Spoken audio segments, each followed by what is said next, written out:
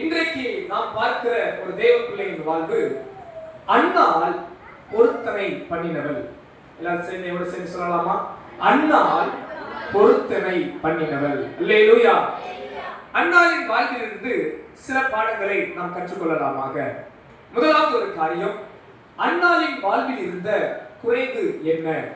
வேதம் சொல்லுகிறது 1 சாமுவேல் 1ஆம் அதிகாரம் 1-2 வசனங்களை பார்க்கலாம்.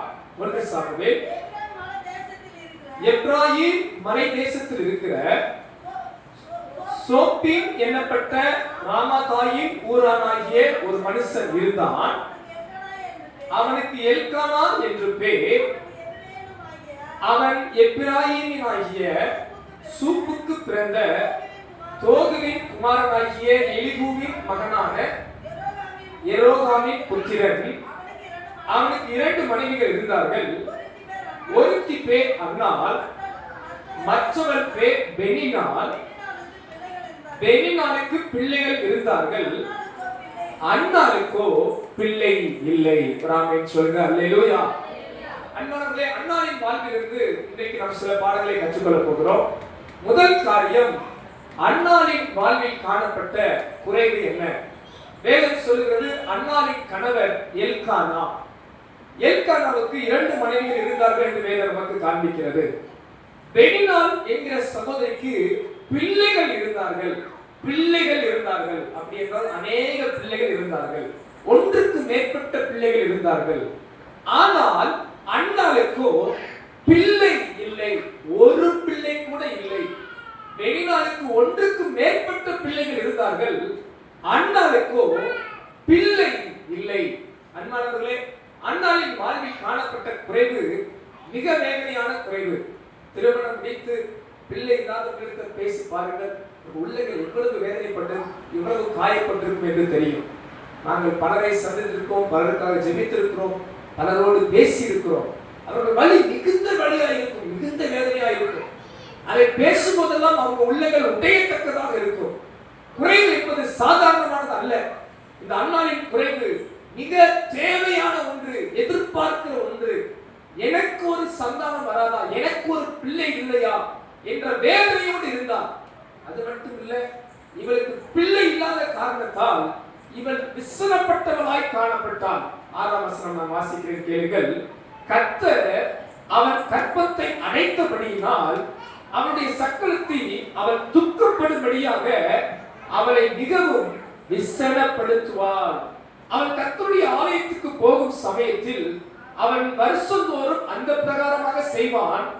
இவள் அவளை மனமடிவாக்குவாள். அப்பொழுது அவள் சாப்பிடாமல் அழுது கொண்டிருப்பாள். ஆமென் சொல்லுங்க. ஆமென். ஹல்லேலூயா. அன்னாளுக்கு பிள்ளை இல்லை. பெனினாள் நிமித்தமாக விசனம், துக்கம், வேதனை, கசப்பு, கஷ்டம் வந்து கொண்டிருந்தது. ஆலயத்துக்கு போய் நல்ல ஆகாரம் கூட சாப்பிட முடியாமல் அன்னாள் அழுது கொண்டே இருப்பாளா? பாருங்கள், அன்னாளின் வாழ்வின் குறை பாருங்கள். மற்றவர்கள் வேதனைப்படுத்தத்தக்கதாய், மற்றவர்கள் குறை சொல்லும் விதமாய், மற்றவர்கள் இழிவுபடுத்தும் விதமாய் அன்னாள் என்கிற சகோதரி அழுது கொண்டே இருந்தாள் என்று வேதம் சொல்கிறது. இன்னொரு வார்த்தையை பார்த்தீர்கள் என்றால், இந்த குறைவு தேவனே அந்த சகோதரி வாழ்வில் ஒரு கரம் வைத்தார். கர்த்தர் அன்னாளின் கற்பத்தை என்ன செய்தாராம்? இந்த மகனுடைய வாழ்வின் ஆசீர்வாதத்தை இந்த இடத்தில் நாம் பார்க்கிறோம். தடுத்தது யார்? கர்த்தர். இது ஒரு பெரிய ஆசீர்வாதம், இது ரொம்ப தேவையான ஒன்று. ஆனால் வேதம் சொல்கிறது அன்னாளின் கற்பத்தை கர்த்தர் அடைத்திருந்தாராம். அன்னாளுடைய முதல் காரியம் அன்னாள் வாழ்வை நம்ம பார்க்கிறது. அன்னாளின் குறைவு ரொம்ப வேதனையானது. ரொம்ப விசனத்தோடு வாழ்ந்தால், அழுது கொண்டு இருந்தார். ஒருவேளை இந்த மாலை நேரத்துல உங்க வாழ்வில் சில குறைவுகள், யாருக்குமே சொல்ல முடியாத குறைவுகள் இருக்கலாம். ஒருவேளை அன்னாள் சகோதரி போல இல்லை, ஏதோ ஒரு விதத்துல இந்த குறைவு எப்ப என் வாழ்க்கையில மாறும் தெரியலையே, இந்த போராட்டம் எப்ப என் வாழ்க்கையை விட்டு நீங்கும் தெரியலையே, இந்த விசனம், இந்த கண்ணீர் என்றைக்கு என் குடும்பத்தை விட்டு நீங்க போகிறது என்று தெரியலையே என்ற நிலைமையை கூட நீங்கள் சிந்தித்துக் கொண்டிருக்கலாம். ஆனால் நான் தாழ்மையை சொல்லுவேன், அன்னாளின் வாழ்வை மாற்றுகிற தேவன் உங்கள் வாழ்வை மாற்ற வல்லவராக இருக்கிறார். விசுவாசிக்கிறவங்க ஆமென் சொல்லலாமா? ஹalleluya. இரண்டாவது ஒரு காரியம் அன்னாள் வாழ்விலிருந்து நாம் பார்ப்பது அன்னாளின் ஜெபம். வாசிக்கலாம். 1 சாமுவேல் 1ஆம் அதிகாரம் 11ஆம் வசனத்தை வாசிப்போம். சேனைகளின் கர்த்தாவே, தேவரீர் உம்முடைய அடியாளின் சிறுமையை கண்ணோக்கி பார்த்து உம்முடைய அடியாரை மறவாமல் நினைத்தருளி உமது அடியாளுக்கு ஒரு ஆண் பிள்ளையை கொடுத்தால் அவன் உயிரோடு இருக்கும் சகல நாளும் நான் அவனை கர்த்தருக்கு ஒப்புக் கொடுப்பேன். அவன் தலையின் மேல் சவர கத்தி படுவதில்லை என்று ஒரு பொருத்தனை பண்ணினார். ஆமென் சொல்லுங்க. ஹalleluya. இரண்டாவது அன்னாளின் வாழ்க்கையில பார்க்கிறோம். அன்னாள் ஆண்டவருடைய சமூகத்தில் மனம் கசந்து அழுது ஜெபம் பண்ணினார். அன்பு தேவ பிள்ளைகளே, உங்களை பார்த்து நான் உற்சாகப்படுத்துகிறேன்.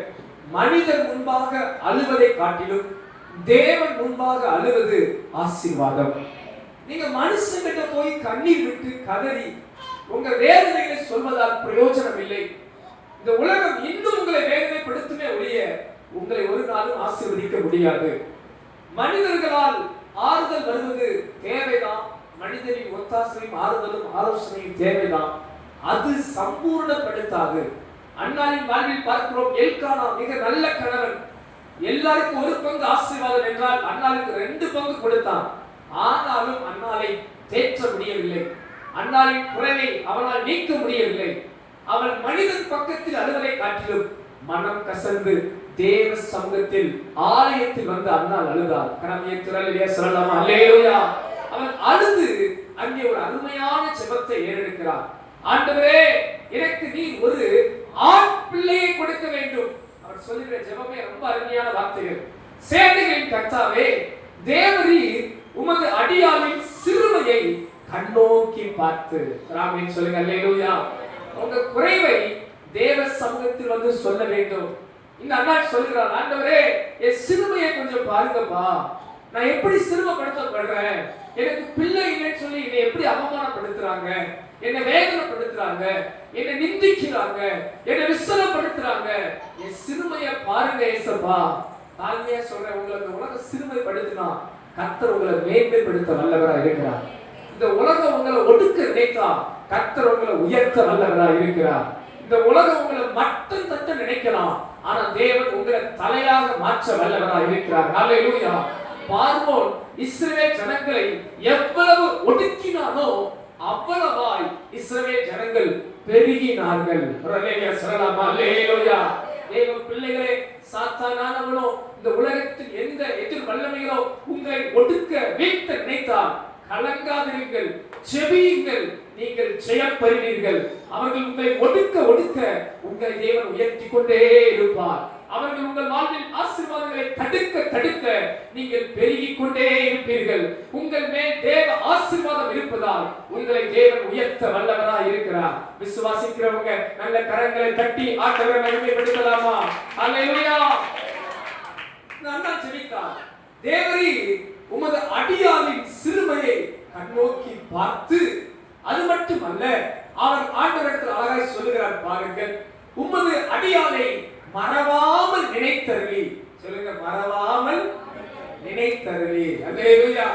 கையை வைத்து சொல்லுங்க, ஏசப்பா என்னைய மறக்காம நினைச்சிடுங்க. 40 நாளும் ஜெபத்துக்கு வர்றேன், எதை மறக்காம நினைச்சிடுங்க.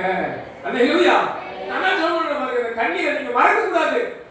என்ன மறவாமல் நினைத்தருளி உமது அடியாளுக்கு ஒரு ஆண் பிள்ளையை கொடுத்தார். இந்த இடத்துல நீங்க நம்ம கற்றுக்கொள்ள வேண்டிய ஒரு பாடம். இந்த அண்ணால் அண்ணன் எனக்கு ஏதாவது ஒரு பிள்ளை கொடுங்கன்னு கேட்டிருக்கலாம். நம்ம ஜெபத்துல சில நேரங்களில நீங்க குறிப்பிட்டு ஜெபிக்க கற்றுக்கொள்ள வேண்டும். குறிப்பா ஜெபிக்கணும். சில பேருக்கு சும்மா எந்திரிச்சோம், சோத்துறோம், ஆத்துறோம், ஆமென் அல்லேலூயா, இன்னைக்கு முடிஞ்சிச்சு, போனோம், சாப்பிட்டோம், தூங்குறோம், ஸ்கூலுக்கு போனோம், காலேஜுக்கு போனோம், வேலைக்கு போனோம், வந்தோம், இன்னைக்கு காலத்தான் முடிஞ்சிச்சுன்னு இருப்பாங்க. இல்ல, நீங்க குறிப்பிட்டு ஜெபிக்க ஆண்டவங்களுக்கு கிருபை தருவாங்க. இந்த அண்ணன் பாருங்க, சும்மா பிள்ளை தாங்க சொல்றாங்க, கேட்கல பாருங்க, ஆண்டவரே எனக்கு நீங்க என்ன தரணும்? ஒரு ஆண் பிள்ளையை கொடுக்கணும். சோத்திரம். சிலர் பிள்ளை இல்லாதவங்க நினைப்பாங்க, ஏதோ பிள்ளை கொடுத்தா போதும் நினைப்பாங்க. ஆமாவா இல்லைங்களா? ஏதோ ஒரு பிள்ளை மாசம் பெத்தாலே சந்தோஷம், அவமான போகட்டும் அப்படின்னு நினைப்பாங்க. ஆனா அந்த அண்ணா சகோதரி பாருங்க, அவருடைய ஜெபத்துல ஒரு நோக்கம் இருந்தது, ஒரு குறிக்கோள் இருந்தது. உங்க ஜெபத்துல ஒரு நோக்கம் இருக்கா, ஒரு குறிக்கோள் இருக்கா? நீங்க தனிப்பட்ட வகையில ஜெபிக்கும் போது ஒரு குறிக்கோளோட ஜெபிக்கிறீங்களா, ஒரு நோக்கத்தோட ஜெபிக்கிறீங்களா? இந்த 40 நாளும் அந்த ஆண்டை உங்களை உற்சாகப்படுத்துற ஏதாவது ஒரு நோக்கம் வச்சிருக்கிறீங்களா? உங்க தனிப்பட்ட வாழ்க்கைக்கு ஏதாவது ஒரு குறிப்பு வச்சு ஜெபிக்கிறீங்களா? ஏதாவது ஒரு மாற்றம், ஏதாவது ஒரு காரியம், இந்த விஷயத்துல இந்த காரியத்துல எனக்கு ஒரு அற்புதம் வேணும் அப்படி ஒரு குறிக்கோள் இருக்கா? பிள்ளைங்க வச்சு ஜெபிச்சு பாருங்களேன், கர்த்தர் வாழ்க்கையில பெரிய ஆசீர்வாதங்களை கொடுப்பார். இளம் பிள்ளைகள் நான் தாழ்மை சொல்றேன், சில காரியங்கள் உங்க எதிர்காலத்துக்காக சிலது எழுதி வச்சு ஜோம் பண்ணுங்க. அடுத்த 2 வருஷம், அடுத்த 3 வருஷம், அடுத்த 5 வருஷம் எப்படி இருக்கும் நீங்க எழுதி வச்சு ஜோம் பண்ணுங்க. எனக்கு நான் ரொம்ப ஞாபகம் இருக்கு, நான் ஆரம்ப நாட்கள்ல வாலிப நாட்கள்ல ஒரு சின்ன டைரியில ஒரு 5 வருஷம் டார்கெட்டுக்கு எனக்கு அறியாம நான் எழுதி வச்சு ஜோம் பண்ணிட்டே இருந்திருக்கேன் போல. நான் பல ஆண்டுகளுக்கு அப்புறம் என்னோட மேரேஜுக்கு அப்புறம் என்னுடைய எப்பயும் ஒரு முறை நான் எல்லாம் கிளியர் பண்ணி எடுக்கும்போது எல்லாருக்கும் அந்த டைரியை பார்த்தா நான் என்னெல்லாம் வச்சு ஜெபிச்சனோ அதெல்லாம் ஒரு சில ஆண்டுகளுக்குள்ளே கத்த நிறைவேற்றிருந்தான். எனக்கு ஒரு மாதிரி ஆயிடுச்சு, ஐயோ நான் தப்பு பண்ணிட்டேன், எக்ஸ்ட்ரா நிறைய இதாக விட்டுட்டேன்னு, ஆட் பண்ணாம விட்டுட்டேன்னு, என்ன இதெல்லாம் செஞ்சு ஆண்டவர் நம்ம ஆட் பண்ணி நல்லா செஞ்சு கேட்டிருந்தா அதையும் தேவன் எனக்கு என்ன பண்ணிருப்பார், செஞ்சிருப்பார். ஆனா சில நேரங்களில் நம்ம ஜெபங்கள் எப்படி ஆயிருக்குன்னா அர்த்தமற்ற ஜெபம், நோக்கமற்ற ஜெபம், குறிக்கோளற்ற ஜெபமா இருக்கிறதுனால ஆண்டவர்கிட்ட பெற்றுக்கொள்ளாம இருக்கிறோம். என்ன வேணும் சார்? ஆண்டவர் வந்து கேட்கிறார், என்ன வேணும் அவங்க கேட்டா ஏதாவது தாங்க ஏசப்பா, என்ன சாதாரண என்ன வேணும் நீங்க ஆண்டவர் வந்து கேட்டா என்ன வேணும் கேட்டா என்ன கேட்பீங்க? ஏதாவது தாங்க ஏசப்பா, நீங்க பார்த்து கொடுத்தா சரிதான். இந்த கதையை விட்டுட்டு என்ன வேணும், வேண்டுதல் என்ன? ஆண்டவர் பல நேரங்களில் இயேசுவுக்கு தெரியாதா? வசனம் சொல்கிறது, உங்கள் நாவின் சொல் பிரபாதத்துக்கு முன்னமே நாம் ஜெபிக்கிற ஜெபங்களெல்லாம் கர்த்தர் பண்ணியிருக்கிறாராம், அறிந்திருக்கிறார். உங்களுக்கு இன்னது தேவை என்று உங்கள் பரமபிதா அறிந்திருக்கிறார். ஆனாலும் பாருங்க, இயேசு ஊழியத்துல கேட்கிறார், உனக்கு என்ன வேணும், உன் வேண்டுதல் என்ன, உன் வேண்டுதல் என்ன? சாலமோனுக்கு தரிசனமாய் கேட்கிறார், உனக்கு என்னப்பா வேணும் சொல்லு அப்படின்ற. அப்ப நம்ம குறிப்பிட்டு குறிக்கோளோடு நோக்கத்தோடு ஜெபிக்கிற கிருபையை கர்த்தர் நமக்கு தருவாராக. அல்லேலூயா. இப்ப நன்னாச்சம் அப்படிதான் இருந்தது. எனக்கு நீ ஒரு ஆட்பிள்ளையை கொடுத்தால் வசனம் சொல்லுது பாருங்க, அவன் உயிரோடு இருக்கும் சகல நாளும் நான் அவனை கர்த்தருக்கு ஒப்பு கொடுப்பேன், அவன் தலையின் மேல் சவரக்கத்தி படுவதில்லை என்று ஒரு பொருத்தனை பண்ணினான். அல்லேலூயா. அந்த குறிப்பிட்டு ஜெபிக்கிறதுக்கு ஒரு நோக்கம் இருக்கு. பாருங்க, ஒரு பொருத்தனை பண்ற, ஆண்டவரே எனக்கு நீங்க அந்த ஆண் பிள்ளையை தந்தா நான் என்ன செய்ய போறேன், அவன் உயிரோடு இருக்கும் நாளெல்லாம் அவனை கர்த்தருக்கு ஒப்பு கொடுக்க போகிறேன். அல்லேலூயா. ஒரு பொருத்தனை, ஒரு அர்ப்பணம். பாருங்க, உங்க ஜெபத்துல நான் காரண சொல்ற ஒரு அர்ப்பணம் இருக்கும். சும்மா ஜெபம் பண்ண ஆரம்பித்து ஆசீர்வாதம் பெற்றோர் பட்டு இராதபடி தேவ சித்தத்துக்கு உங்களை அர்ப்பணிக்கும். என்ன சொல்றேன், கர்த்தர் தான் அந்த கற்பத்தை அழைக்கிறீங்க. நான் நிச்சயம் விசுவாசிக்கிறேன், அந்த தடை மாறுவதற்கு தேவன் எதிர்பார்த்த எதிர்பார்ப்பு இந்த அர்ப்பணத்தையும் பொருத்தனையும் கர்த்தர் எதிர்பார்த்தார் என்று நான் விசுவாசிக்கிறேன். எனது தனிப்பட்ட ஒரு ஒரு ஒரு எண்ணம், சிந்தனை, எதிர்பார்ப்பு, நான் புரிந்து கொண்ட புரிதல், இந்த அண்ணாவின் கற்பத்தை அடைத்த காரணம், இந்த அண்ணா இப்படிப்பட்ட ஒரு பொருத்தனை, இப்படிப்பட்ட ஒரு அர்ப்பணத்தை செய்ய வேண்டும் என்று தேவன் எதிர்பார்த்தார். கரம் ஏத்துறல்லையா சொல்லுங்க அல்லேலூயா. ஏதோ ஒரு காரியம் ஜெபம் பண்ணோம் அப்படி மாறாம உங்க வாழ்வில் இருக்கிற அந்த குறைவுகளும் போராட்டங்களும் மாறணும்னா நீங்க உங்கள் தேவ கரத்துல அர்ப்பணிக்க கற்றுக்கொள்ள வேண்டும். எந்த காரியத்துல ஆண்டவருக்கு இன்னும் நம்ம விட்டு கொடுக்கலையோ, எந்த காரியம் இன்னும் கர்த்தருக்கு பிரியமா நம்ம மாறலையோ, எந்த காரியம் தேவ எதிர்பார்ப்பு இருக்கிறதோ அந்த காரியத்துக்கு உங்களை அர்ப்பணித்து பாருங்கள். தேவன் உங்களை நிச்சயமாகவே ஆசீர்வதிப்பார். ஹல்லேலூயா. அவர் அழுது ஜெபித்தால், குறிப்போடு ஜெபித்தால், அர்ப்பணித்து ஜெபித்தால், வசனம் சொல்கிறது 15ஆம் வசனம் கூட வாசிங்க. அதற்கு அன்னாள் பிரதித்திரமாக, அப்படி அல்ல, நான் மனக்லேசம் உள்ள ஸ்திரீ, நான் திராட்சரசமாகிலும் மதுவாயிலும் குடிக்கவில்லை, நான் கர்த்தருடைய சன்னிதானத்தில் என் இருதயத்தை ஊற்றிவிட்டேன். அல்லேலூயா. கர்த்தர் சமூகத்துல அழுது ஜெபித்தால், குறிப்போடு ஜெபித்தால் அர்ப்பணித்து ஜெபித்தால் இதயத்தை ஊற்றி ஜெபம் பண்ணினார். அல்லேலூயா. முழு பாரத்தை ஆண்டவருக்கு கொடுத்துட்டாங்க. முழு இதயத்தின் பாரங்கள் எல்லாம் ஆண்டவருக்கு கொடுத்துட்டாங்க. அல்லேலூயா. ஆனா இன்னைக்கு பல தேவ பிள்ளைகள் அறகுறை ஜெபம் பண்ணுவது உண்டு. சொல்றோம் பாதி ஆண்டவருக்கு பாதி நம்மகிட்ட. ஜெபம் முடிச்சாலும் முழு இதயத்தை ஆத்த ஊற்றுறது இல்லை, கத்துட்டு ஊற்றுறது இல்லை. ஜெபிக்க முழுசா ஆண்டவரை விட்டு கொடுக்கிற பழக்கம் வர்றதில்லை. உங்களை உற்சாகப்படுத்துறேன். அண்ணன் வாழ்விடத்தை நம்ம கற்றுக்கொள்ளுவோம். முழு இருதயத்தையும் நம்ம ஆண்டவர்கிட்ட ஊற்றிவிட கர்த்தர் கிருபை தருவாராக. ஹல்லேலூயா.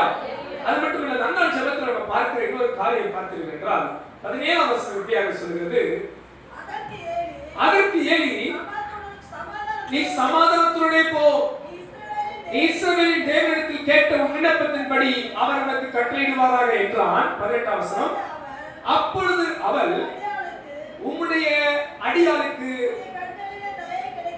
உம்முடைய கண்களின் தயவு கிடைக்க கடவுது.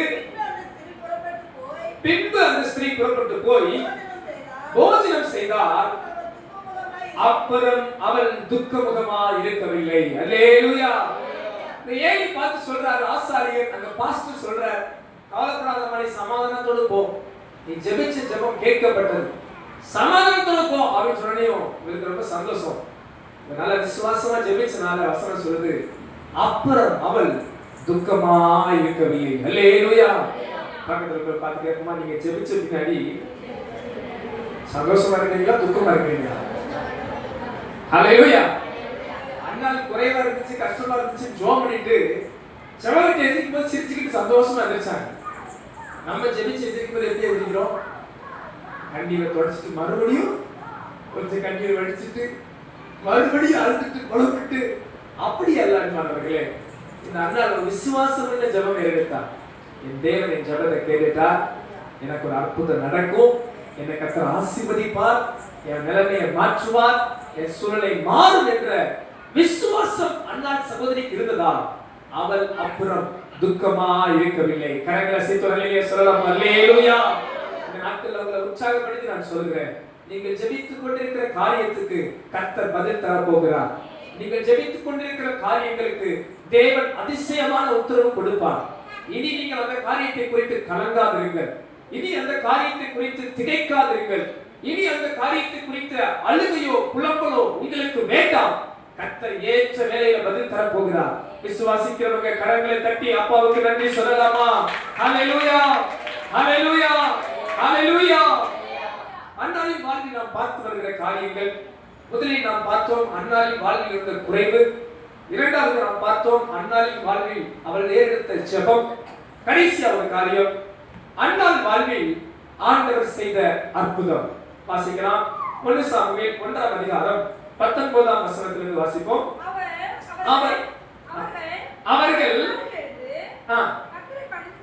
அவர்கள் அதிகாலையில் இருந்து கர்த்தரை பணிந்து கொண்டு ராமாவில் இருக்கிற தங்கள் வீட்டுக்கு போனார்கள். எல்கானா தன் மனைவியாகிய அன்னாளை அறிந்தார். கையை வைத்து சொல்லுங்க, கர்த்தர் அன்னாளை நினைத்தருளினார். ஹல்லேலூயா. உங்களை பார்த்து சொல்லுகிறேன், கர்த்தர் உங்களையும் நினைத்தருளுவார். ஆமென். 20ஆம் வசனம் வாசிப்போம். சில நாள் சென்ற பின்பு அன்னாள் கர்ப்பவதியாகி ஒரு குமாரனை பெற்றாள். கர்த்தரிடத்தில் அவனை கேட்டேன் என்று சொல்லி அவனுக்கு சாமுவேல் என்று பெயரிட்டார். ஒரு ஆமென் சொல்லுவோம். ஹல்லேலூயா. ஆண்டவர் அன்னாளை நினைத்தருளினார். கர்ப்பம் அடைக்கப்பட்டிருந்த அன்னாள் வாழ்வில் ஆண்டவர் அவள் கேட்டபடியே ஆண் குழந்தையை கொடுத்தார். சாமுவேல் என்ற பெயருக்கு அன்னாள் சொல்றார், நான் இந்த தேவ பிள்ளையை கர்த்தரிடத்தில் கேட்டேன் என்று சொல்லி சாமுவேல் என்று பெயரிட்டார். அல்லேலூயா. இந்த மாநிலத்தில் உங்கள் ஒவ்வொருவரையும் பார்த்து சொல்லுகிறேன், நீங்கள் கேட்ட விண்ணப்பத்தின்படி என் தேவன் உங்களுக்கு செய்ய வல்லவராய் இருக்கிறார். உங்க ஜெபத்தை கர்த்தர் கேட்பார். உங்க ஜெபத்திற்கு கர்த்தர் பதில் தருவார். உங்கள் ஜெபத்தை ஆண்டவர் நினைத்தருளுவார். சில நேரங்களில் நீங்க மறந்திருக்கலாம், ஜெபம் பண்ணதை நீங்க மறந்திருக்கலாம், தேவன் மறக்க மாட்டார். நீங்க ஜெபித்த காரியம் நீங்க மறந்து போயிருந்திருக்கலாம், உங்க வாழ்வில் தேவன் நினைத்தருளி பதில் தருவார். நான் பல முறை சாட்சி சொல்லியிருக்கேன், இருந்தாலும் நினைப்புதான் மறுபடியும் சொல்றேன். நான் வேதாகம கல்லூரி படிச்ச நாள்ல முதல் வருஷம் படித்த நேரம். அப்போ நான் ஊழியத்துக்கு ஒரு சபையில் நாங்கள் சண்டே தோறும் ஊழியத்துக்கு அலாட் பண்ணப்படுவோம். அதனால நான் என் ரூம்ல இருந்து அந்த சர்ச்சுக்கு போக குறைஞ்சது 3 பஸ் மாறி போகணும். 9 மணி ஆராதனைக்கு நான் ஹாஸ்டலை விட்டு என்னோட ரூமை விட்டு 5:30க்கு கிளம்புனாதான் 9 மணிக்கு ஆராதனைக்கு நான் உள்ள போய் அங்க இருப்பேன்.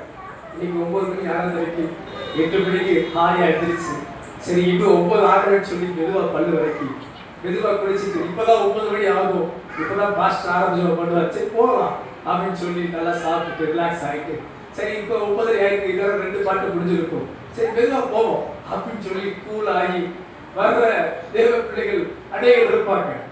ஆனா பாருங்க, நான் 9 மணி ஆராதனைக்கு எத்தனை மணிக்கு ஹாஸ்டல் விட்டு கிளம்பணும்னா 5:30க்காவது ஹாஸ்டல் விட்டு கிளம்புனாதான் அங்க ஒரு 8:30க்காவது போக முடியும். அப்படிதான் நான் போய் அங்க ஊழியம் செய்வது உண்டு. ஒரு வாரம் கூட நான் லேட்டா போனதில்லை, ஒரு வாரம் கூட நான் தாமதிச்சதில்லை, நான் ஊழியம் செய்த நாட்கள் இல்லை. அப்படியே 5:30க்கு நான் கிளம்பி போவது உண்டு. ஆனா ஒரு நாள் என்ன ஆச்சுன்னா, அங்க இரவு நான் ஆயத்தப்படுத்தி எல்லாம் ரெடி பண்ணிட்டு காலையில சீக்கிரம் போகணும், ஜோம் பண்ணிட்டு போகணுன்றதுக்காக எல்லாம் ஆயத்தப்படுத்தினா எனக்கு இந்த பஸ்ஸுக்கு பணம் இல்லை. ஒரு வழி பணம் இருந்துச்சு. இங்க இருந்து நான் அங்க சபைக்கு போய் ஊழியம் செய்வதற்கு போறதுக்கு மட்டும் எனக்கு பணம் இருந்துச்சு. ஆனா அந்த பாஸ்டர் எனக்கு என்ன பண்ணுவாங்கன்னா, நான் வாரம் ஊழியத்துக்கு போறதுனால எனக்கு நல்ல மதிய லஞ்ச் கொடுத்துட்டு நல்ல காணிக்கை கொடுத்து அனுப்புவாங்க. பெஸ்டான காணிக்கை கொடுப்பாங்க. நான் இங்கிருந்து அங்க போற செலவு தாண்டி வர்ற செலவையும் தாண்டி நான் அந்த வாரம் எனக்கு செலவு பண்ற அளவுக்கு எனக்கு அந்த பாஸ்டர் காணிக்கை கொடுத்து அனுப்புவாங்க. ஏன்னா அது வேதாரம்ப கல்வியிலே அந்த ஒரு நிபந்தனை. உங்களுக்கு அவங்க ஊழியம் செய்யறதுனால அவங்களை நீங்க வெறுமையை அனுப்பக்கூடாது, அவங்களுக்கு பஸ் காசு சாப்பாடுக்கெல்லாம் நீங்க கொடுக்கணும் அப்படிங்கிற நிபந்தனையினால அவங்க வாரம் சந்தோஷமா உற்சாகமா கொடுப்பார் பாஸ்டர். நான் பஸ் செலவு போய் அங்க நல்லா சாப்பிட்டுட்டு மீதி நான் செலவு பண்ற அளவுக்கு எனக்கு பைபிள் காலேஜ்ல தேவையான செலவுக்கு தேவையான அளவுக்கு எனக்கு இருக்கும், அந்த அளவுக்கு காணிக்கை கொடுத்தாங்க. அப்படி நான் நைட்டு ஜோம் பண்றது பார்த்தா ஒரு வழி பயணம் தான் இருக்கு. அப்புறம் ஒரு எண்ணம், சரி நம்ம அங்க போய் ஊழியம் செஞ்சா அந்த பாஸ்டர் என்ன பண்ணுவாங்க, நமக்கு காணிக்கை கொடுத்து அனுப்புவாங்களே, அப்படி வேற வழியில் அவர் காணிக்கை கொடுத்தா தான் நம்ம திரும்ப வரணும். ஆனா நான் ஜோம் பண்ணேன், ஏசப்பா நான் பொதுவா அவர்கிட்ட ஒரு நாள் கூட கை நீட்டி வாங்க மாட்டேன் காணிக்கை. ஆனா அந்த பாஸ்டர் பாக்கெட்ல வச்சு அனுப்புவார். நான் 2 வருஷம் அந்த ஊழியம் பண்ணுறேன். இந்த 2 வருஷம் சண்டேவும் அவர் செய்யற வழக்கம் பாக்கெட்ல வச்சு தான் அனுப்புவார். நான் அப்ப கூட கை நீட்டி வாங்க ரொம்ப யோசிப்பேன். அப்ப நான் நைட் ஜோம் பண்ணேன், ஏசப்பா அந்த பாஸ்டரா கொடுத்தா சரி, இல்லையா எனக்கு தெரியாது, நான் போறது போயிருவேன், வரப்ப நான் நடந்து கூட நான் ஹாஸ்டலுக்கு வந்துடுறேன், எனக்கு நீங்க கொடுத்தாதான், இல்லைன்னா அவ்வளவுதான் சொல்லி நான் தூங்கிட்டேன். நான் காலையில எந்திரிச்சு அவசரம் ஜோம் பண்ணிட்டு டக்குன்னு கிளம்பி போறேன், நான் ஊழியத்துக்கு கிளம்பி போறேன். நான் ஜெபிச்சதுல எனக்கு ஞாபகம் இல்லை, என் ஒரு வழி பயணக்காரருக்கு கூட எனக்கு மறந்துட்டேன். நான் உற்சாகத்துல காலையில எழுந்திரிச்சு என் ஃப்ரெண்ட்ஸ் யாரும் கேட்க முடியல, யார்த்தையும் வாங்க முடியல, கிளம்பி ஊழியத்துக்கு போகணும் உற்சாகத்துல போயிட்டேன். 3 பஸ் மாறி அங்க போனா சட்டமா ஆயத்தப்படுத்தணும், நான் தான் ஆரம்பிச்சு பண்ணுவேன். எல்லாம் ஆயத்தப்படுத்தி ஆரம்பிக்கிற கேப்ல ஒரு பிரதர் வந்தார் அந்த சபையில. எனக்கு அவர் கொஞ்சம் ஊழியத்தில் இருக்கிறார், ரொம்ப நான் 2 வருஷம் அந்த ஊழியத்தில் இருந்து அவர் ரொம்ப நெருங்கி பழகுவார். அவர் வேகமா பாக்கெட்ல இந்தாங்க தம்பி வச்சுக்கங்க, உங்கள்கிட்ட கொடுக்கணும் ஆர்டர் சொன்னாங்க, பாக்கெட்ல வச்சுருக்காரு. அவர் பாக்கெட்ல வச்சாரு, என்ன வச்சாரு எது வச்சாரு கூட நான் பார்க்கல.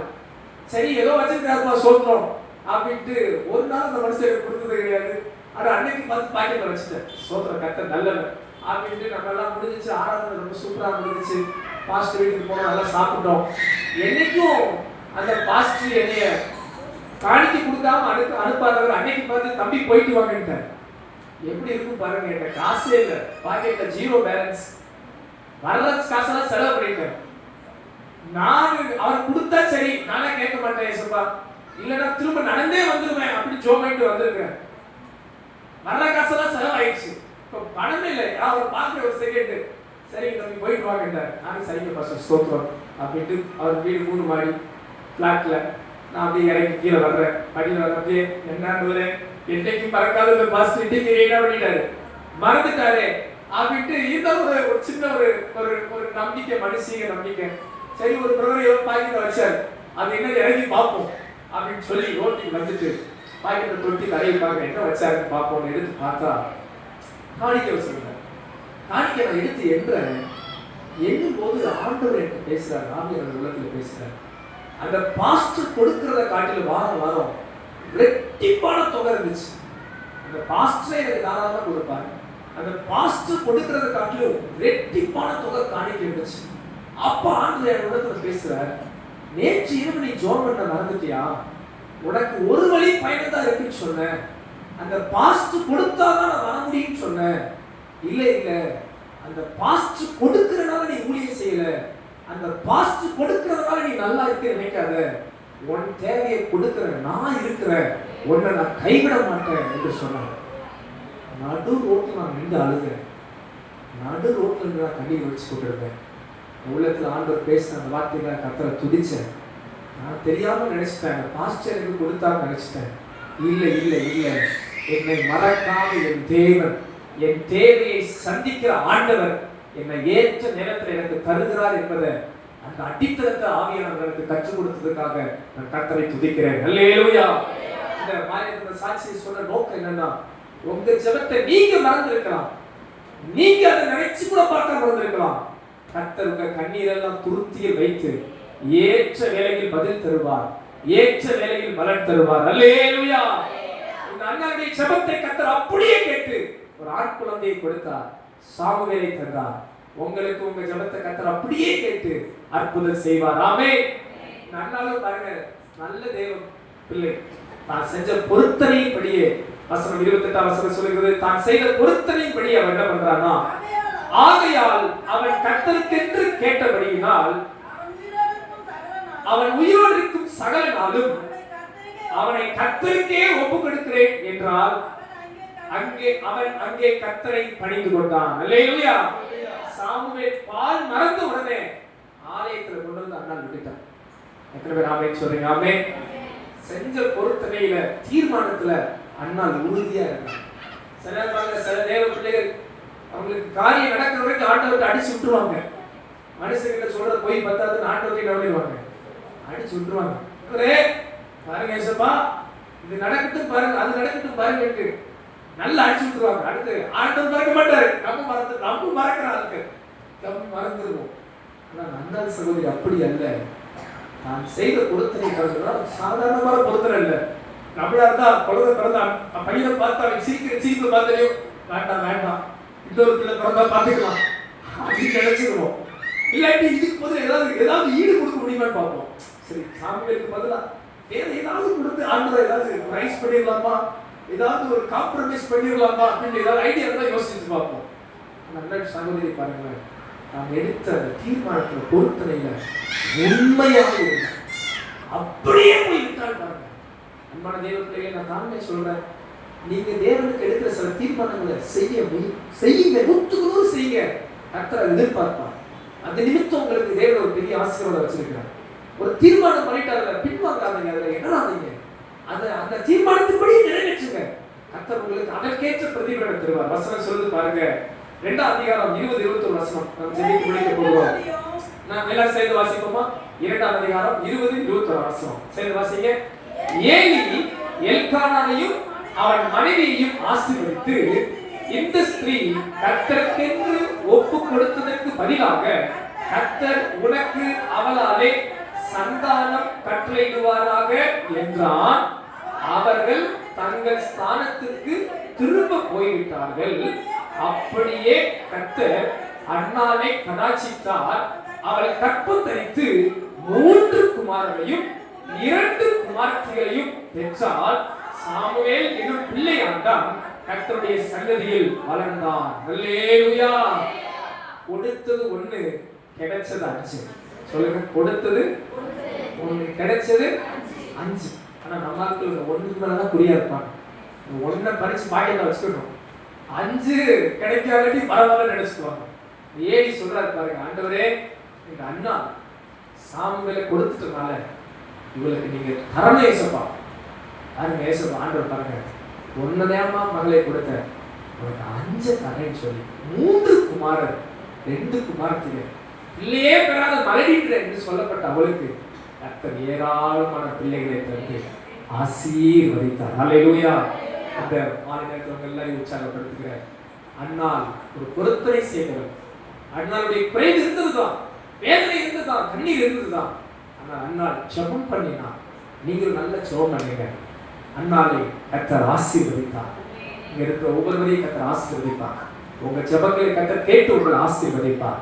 விசுவாசிக்கிறவங்க சத்தமா அல்லேலூயா சொல்லலாமா? அல்லேலூயா.